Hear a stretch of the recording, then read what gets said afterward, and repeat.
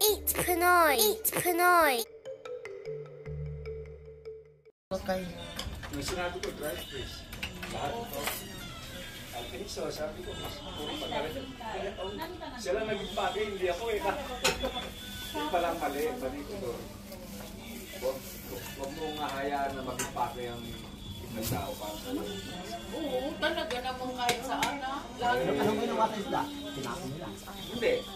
Alam mo bang 2 kilos lang ang allowed bawat pasahero?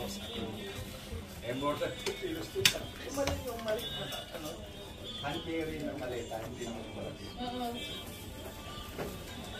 Tapos puno yun na. Kinuha? Ay, di kinuha. Hindi, sinabi lang sa akin, next time, allowed mo lang. Sa Australia ka pa, wala na yung kuha na yung lahat napaka-isolate ko. Nagkasama ka sa atin. Simple. Maganda din sa inyo, no? Ano, Mindanao. Saan? Kita picture. Para buo.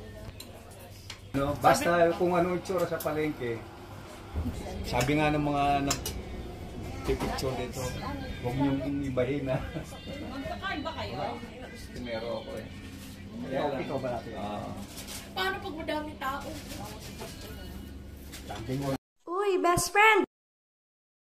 May 3 bear sa loob ng isang bahay. Si Papa Bear, si Mama Bear, si Baby Bear.